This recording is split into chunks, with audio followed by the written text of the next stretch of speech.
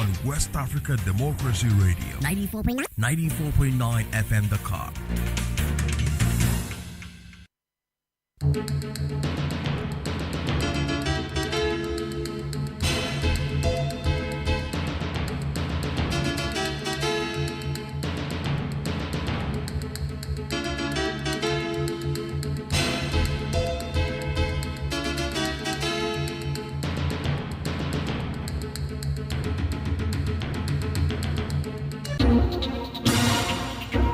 WADR,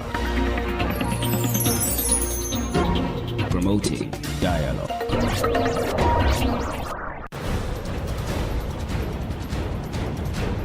It's midday in Dakar, 1 p.m. in Lagos. Good afternoon and welcome to Newslink on West Africa, Democracy Radio 94.9 FM and online at wadr.org. First, the top stories. Nigerian military rescues more than 100 adoptees from terrorist hideouts in a series of coordinated operations. Ghana completes evacuation of nearly 1,000 citizens displaced by xenophobic attacks in South Africa. They were stressed, and that is why I left. I have lived with them, and I know when they are serious and when they are not. So even when I was telling some of the colleagues, let's go, they didn't take it seriously. The Gambia inaugurates its first national food and drug laboratory 4 years after Fata cough syrup crisis. This laboratory now empowers us not only to test and verify food items and medicines, but also act on our own terms. Liberia secures $125 million from the World Bank for digital and energy infrastructure. Please stay with us for details of these stories and more. On the news, this is Augustine Bill Coley. Many thanks for joining our broadcast this afternoon. We begin in Nigeria, where security forces have rescued hundreds of adopted civilians in a series of coordinated operations targeting kidnappers, bandits, and terrorist groups across the country. Military authorities described the rescues as a major success in the ongoing security offensive, with joint forces conducting raids in several vulnerable communities. The Defense Headquarters says efforts are now shifting towards sustaining these gains through enhanced local security measures, as concerns over public safety remain highly a nationwide concern. WDR's correspondent Yechenu Saseto reports.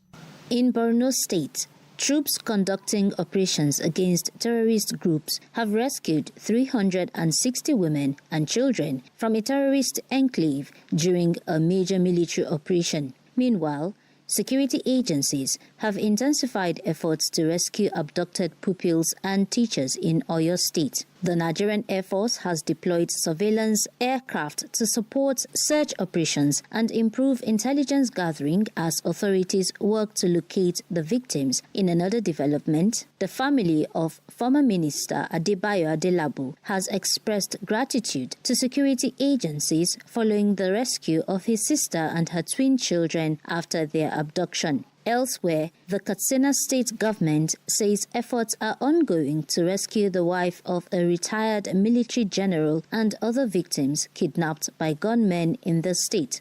In Kaduna State, the government has commenced the training of 1,000 forest guards as part of measures to combat banditry and improve security. Reacting, human rights activist Femi Falana has urged political leaders and stakeholders not to politicize the issue of insecurity. These guys are only interested in creating agencies without funding them to work. I mean, how can you ask security personnel to go to the forest and confront criminals that are armed with AK-47. A political activist, Peter Aka, has also called on government at all levels to intensify efforts to protect citizens. A country that is more concerned about taking care of repentant terrorists than protecting its own children. So under this administration, people who are supposed to be leaders of tomorrow are in the forest with terrorists, while the leaders themselves are feasting and preparing for the election. While recent rescues have brought relief to several families,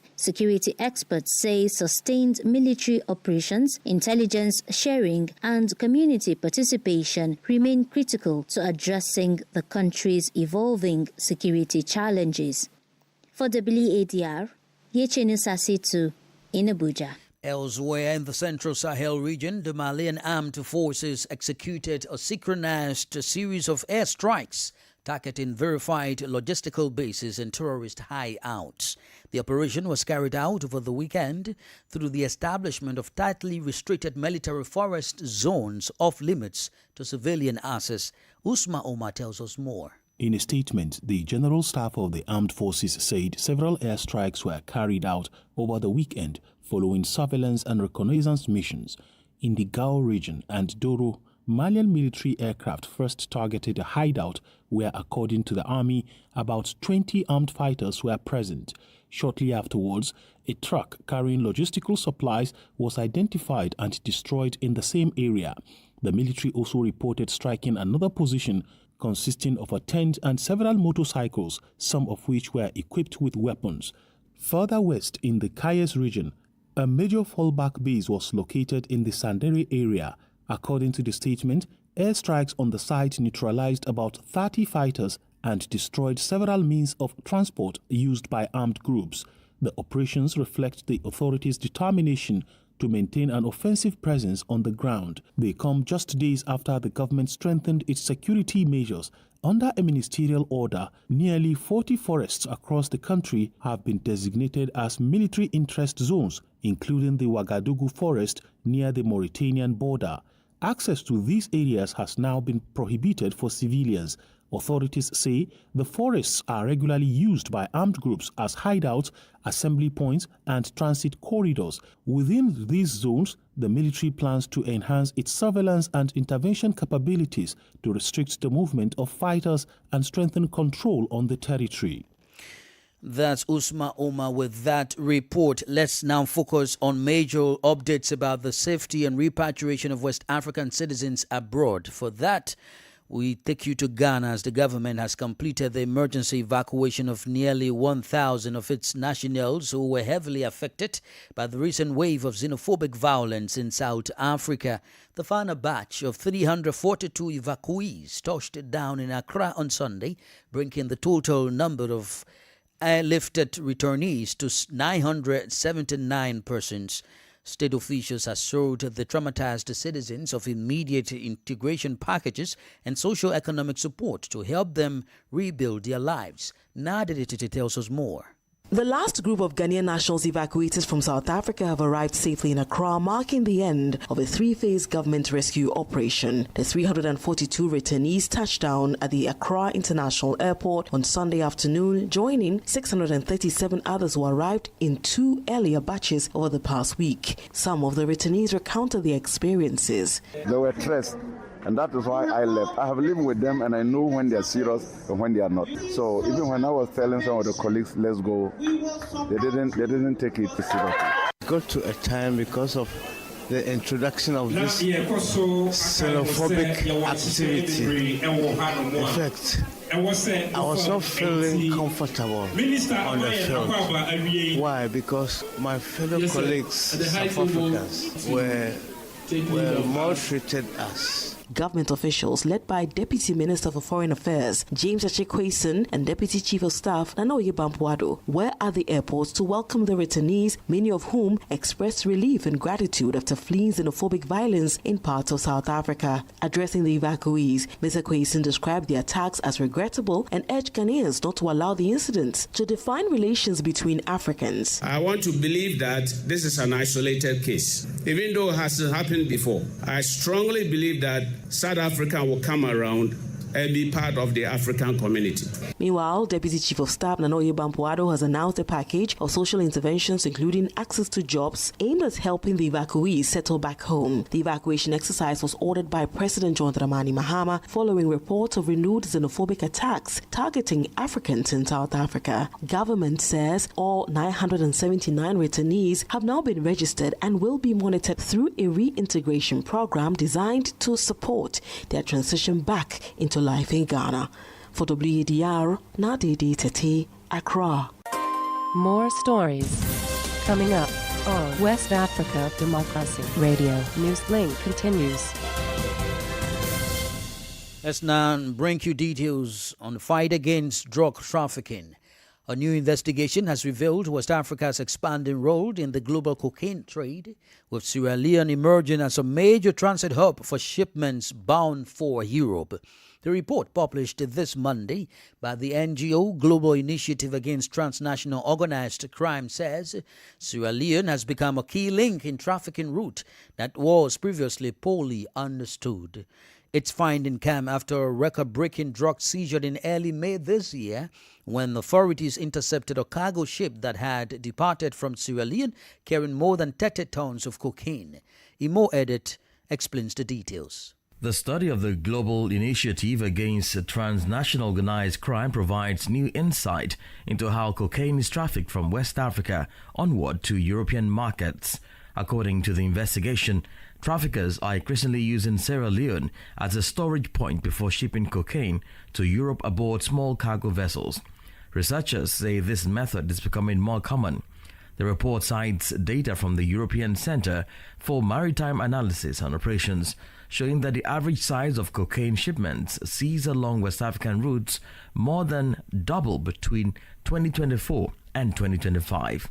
Investigators say they have identified several voyages similar to the one intercepted in May, and also uncovered alleged links to the network of Dutch drug trafficker Jos Lejeka. The authors conclude that the seizure of more than 30 tons of cocaine reflects the growing confidence of criminal networks in the ability to move large shipments to Europe without detection.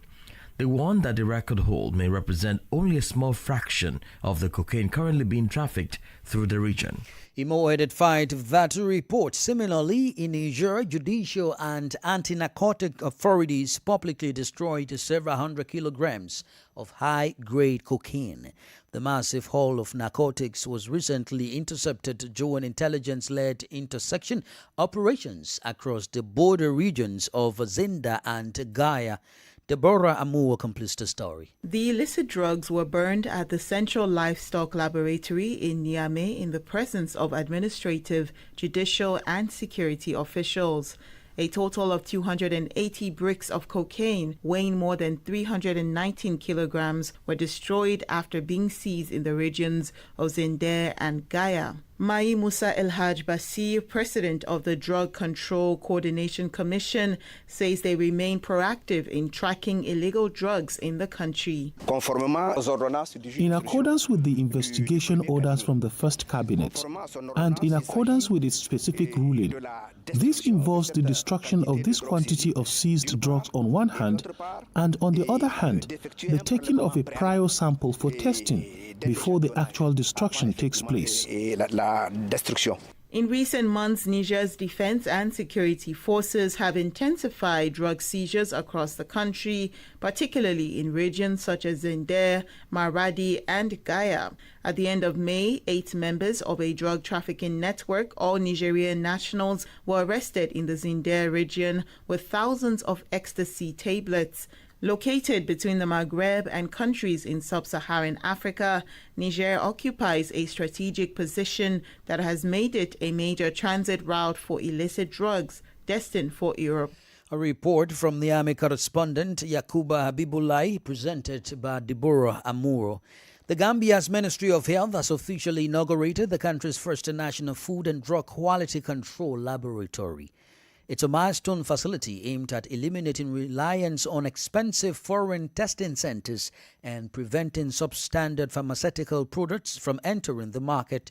The highly anticipated launch comes nearly 4 years after the devastating 2022 acute kidney injury crisis, which claimed the lives of dozens of Gambian children due to contaminated cough syrups. WDR's Sandona Meni tells us more. The laboratory is mandated to carry out systematic testing of pharmaceuticals, food products, cosmetics, water, and other health-related items to ensure that imported and locally distributed goods meet national and international standards. Speaking at the inauguration, President Adama Barrow described the facility as a major milestone for the Gambia's healthcare system. He said it will strengthen the country's capacity to conduct its own quality testing. This laboratory now empowers us not only to test and verify food items and medicines, but also act on our own terms in accordance with acceptable standards. The Food Safety and Quality Authority, the Medicine Control Agency, and other in-country regulatory bodies will be able to carry out their mandates more efficiently. Officials say the laboratory is equipped with modern technology capable of detecting harmful substances and contaminants, while also verifying the safety and effectiveness of medicine before they reach consumers. For decades, the Gambia relied on laboratories abroad, including in India and Ghana, to test medicines and food products, often resulting in lengthy delays. Speaking on behalf of the development partners, World Bank resident representative Mata Toure said the facility would play a critical role in safeguarding public health and strengthening regulatory oversight. A strong quality control system saves lives. It helps detect substandard and falsified products, supports timely regulatory action, strengthens market surveillance, and protects families from preventable harm. The inauguration comes in the wake of the 2022 acute kidney injury crisis, which killed dozens of children after they consumed contaminated cough syrups. The new facility is the country's first dedicated laboratory for the testing and quality control of medicines and food products. For Newslink on West Africa Democracy Radio, I'm Sangdana Mende, reporting from Banjul. Here in Senegal, reactions are pouring in following the re-election of Ousmane Sonko as president of the major opposition party, PASTEV. Sonko's election took place at the party's first ever ordinary congress. However, concerns are rising over the next move by Sonko, who was dismissed from the position of prime minister by President Bassirou Diomaye Faye. Stay with us for an analysis of this matter coming up during the guest interview. You are listening to Newslink live on West Africa Democracy Radio, broadcasting on 94.9 FM and online at wadr.org. Here is a reminder of our top stories. Nigerian military rescues more than 100 adoptees from terrorist hideouts in a series of coordinated operations. Ghana completes evacuation of nearly 1,000 citizens displaced by xenophobic attacks in South Africa. The Gambia inaugurates its first national food and drug laboratory 4 years after Fata cough syrup crisis. Still ahead in the news, Liberia secures $125 million from the World Bank for digital and energy infrastructure. We also have press review, guest interview, and sports. Please stay with us. Fresh and breaking news all the time. Hear it first as the news breaks, only on West Africa Democracy Radio. Newslink continues. Thank you for staying with us. We are streaming live on YouTube at WADR and on Facebook, WADR English Service. Now into financial issues. The Liberian government has successfully secured a development financing agreement worth $125 million from the World Bank. The strategic capital is expected to accelerate the country's digital integration, expand rural access to renewable solar energy grades, among other developments. WDR's Monrovia correspondent Abraham Parker reports. The financing agreements were signed during a ceremony that also marked the commissioning of Liberia's newly completed 20-megawatt solar power plant. Speaking at the event, World Bank country manager Georgia Wadr described the financing package as a significant investment in Liberia's future, emphasizing that the projects are designed to strengthen economic resilience, expand opportunities for businesses and communities. Financing for this plant is from the Regional Emergency Solar Power Intervention Project, financed by the IDA Regional Program. With support from this project, Liberia, Sierra Leone, Chad, and Togo formed a partnership to build lasting, high-quality energy infrastructure. For his part, Finance and Development Planning Minister Augustin Gafon said the financing will support the government's development agenda by addressing key infrastructure projects. First one is a $50 million West Africa Regional Digital Integration Program, Wadr. will help us to expand broadband access and digital connectivity in this country. This RESPRA project, additional finance of $57 million. It will help us to expand Mankofe Hydro Power Plant. President Joseph Boakai, who witnessed the signing, described infrastructure developments as essential to his administration's effort to drive economic transformation and improving the living conditions of Liberians. The latest financing package is expected to play a pivotal role in strengthening the country's digital economy, expanding clean energy access, and enhancing regional connectivity. For Newslink on WADR, Abraham Parker, Monrovia. This is the newspaper review. Stay abreast and find out what the top stories are in your country. This is the newspaper review. The newspaper review. Well, let's return to Abuja, Nigeria for the press review with Yechenu Sasetu. Greetings. Let's begin with this day. We won't surrender to terrorists, bandits. President Bola Tinubu has assured Nigerians that his administration is determined to defeat terrorists and bandits and secure the release of all persons held captive across the country. Troops overrun terrorists' most fortified enclave in Mandara Mountains, rescue 360 captives. The successful operation was carried out by Operation Hadinke Special Forces and troops of Sector 1. And now to Guardian. Federal government approves 5 evacuation flights for 500 screened Nigerians following renewed xenophobic tensions in parts of South Africa. The update was given on Sunday by the spokesperson of the Ministry of Foreign Affairs, who also announced an extension of the screening exercise to Wednesday, June 10, 2026, to accommodate additional applicants. And lastly, tackle insecurity. Infrastructure gaps to sustain investment.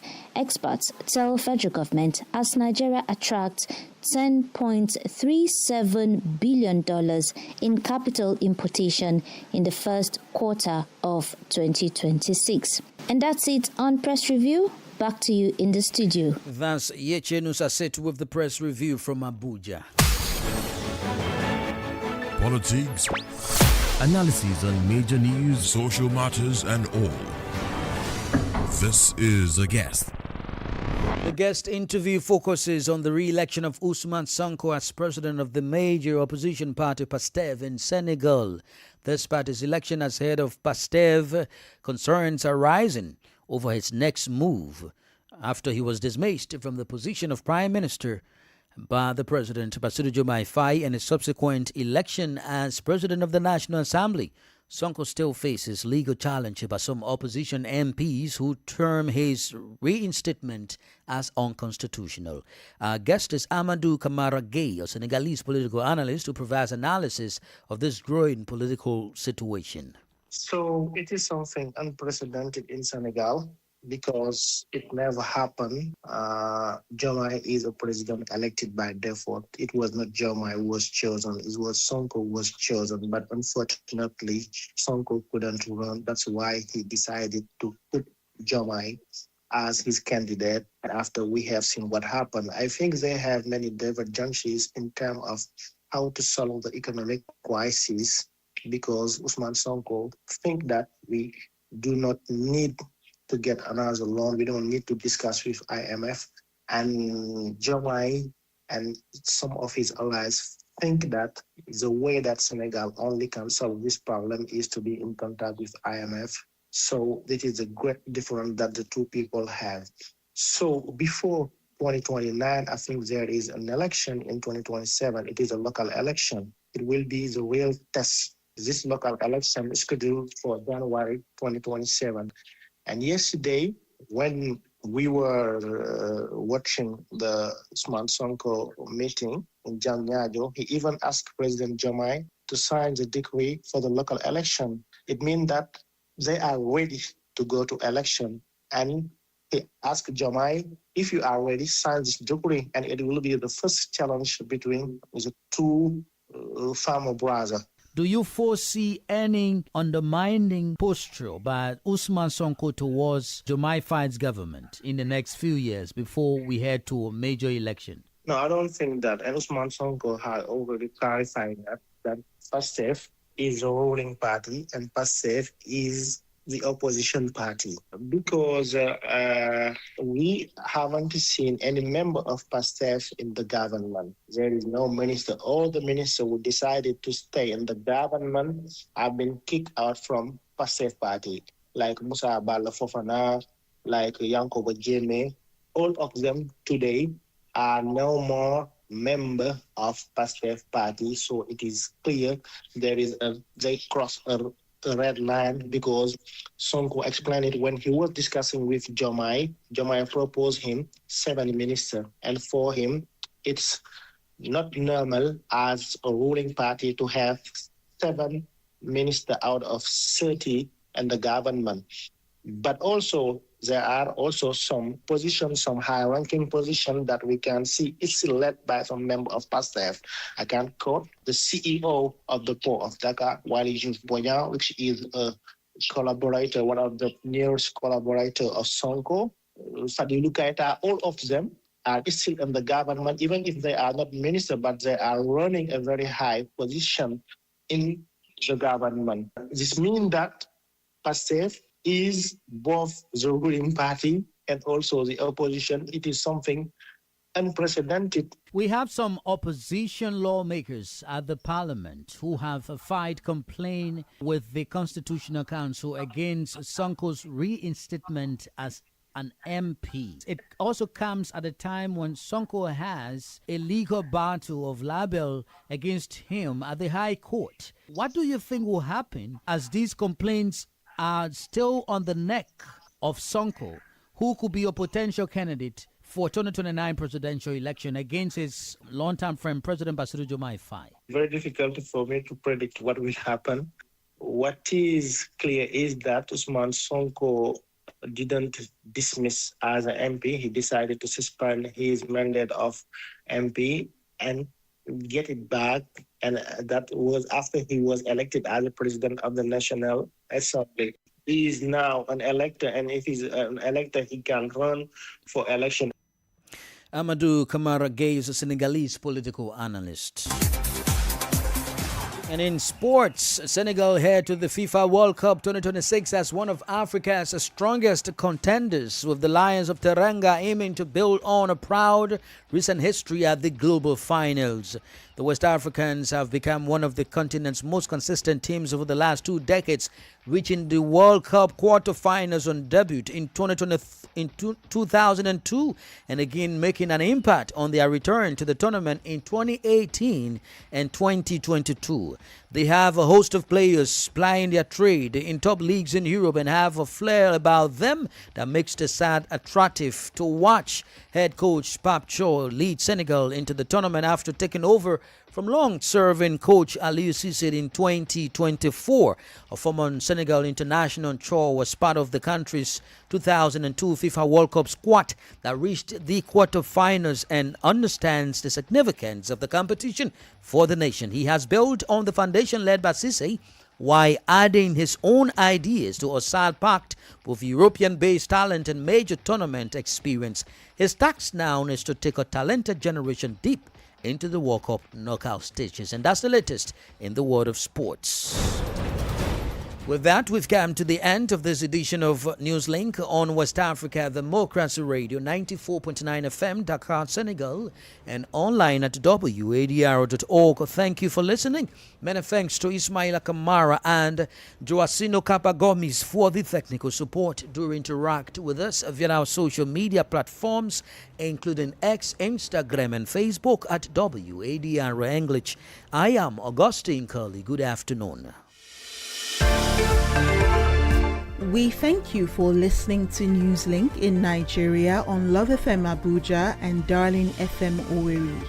In the Gambia on Hot FM Banjul, Hilltop FM and Veritas Radio in Serekunda. Thank you for listening on Alternative Youth Radio Lofa County, Liberia, Radio Kegaman in Nimba County, and DCN Radio Riverses County. A big thank you to Radio Graft FM in Sierra Leone for listening, and in Ghana we thank Radio Pad in Damango and Royals FM in Wenchi. Thank you all for listening to Newslink.